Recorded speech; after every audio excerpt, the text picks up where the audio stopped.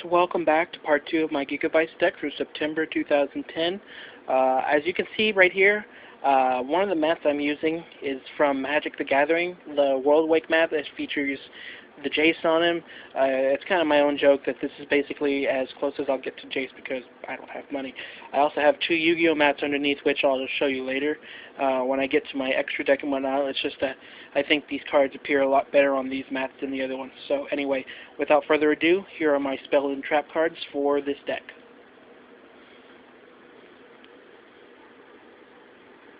Starting off, you see 2 Pot of Avarice. I think you can imagine it helps if I'm playing a game where I'm going to have to, try to get more resources and whatnot, and if I want to return back plants, I'm probably going to take these out too and replace one in order to put in like that Mystic Tomato, because right now it's a 42 card deck. Also, you see the 3 Supervise, the staple of the deck. I can use them with the Giga Plant in order to quickly make them get their effects so I can bring out the tuners and synchro real fast, or I can use them in conjunction with the Evocator Chevalier in order to, or however you pronounce his name really, and I can use it to, pop a card on their side of the field and then special summon a normal monster in the grave. You see here 2 Mark of the Rose, the Snatch Steal of Plants, the really, really cool card. One of these, they're both Ultras, but one of these is the first ed, so it's from before Konami made all the cards look like fake quality and like really, really messed them up. Yeah, I don't like these cards the way they are now, but oh well, that's a rant for another day. 3 Swing of Memories.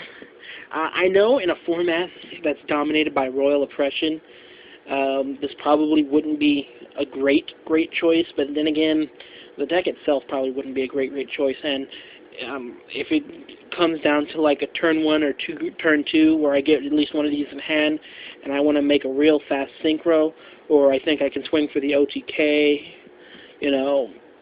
I think the benefits outweigh the costs of running it. And I'll usually have plenty of targets. If not, I have some. I can, use them as discard fodder. You see here 1 Giant Trinade. I'm starting to favor this a lot more than Heavy Storm, especially in the wake of Starlight Road.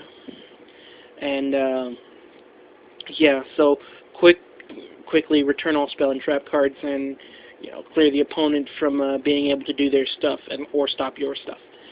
1 Mystical Space Typhoon. It's just more spell or trap destruction. Cold Wave. I know a lot of people are saying it's probably going to be banned. I don't think they'll touch it, but I can understand their arguments, and I might take this out and want to replace it with the Tomato, just because I've got I think I've got plenty of spell and trap card disruption, if anything else, especially my side deck. So if you guys got any suggestions as far as helping me fix my deck out, please, I would accept any suggestions you can manage. You see here the Heavy Storm as well. I know I said the Giga or the Giant Trinade is probably the card that's really more dominating this format in light of the Starlight Road, but it's Heavy Storm for one, and destroying the trap as opposed to giving them a chance to get it back in their hand if you can't kill them after all. It's a way better field clearing. I don't know that it will stick around in light of the fact that we have a lot more mass spell removal that has cost effects to them. But I don't know. We'll see. 2 Threatening Roars. You're going to see I have a very short trap count, so I maximize which traps I do use to get the most effect out of them. As you see, 2 Threatening Roars prevent them from being able to declare attacks.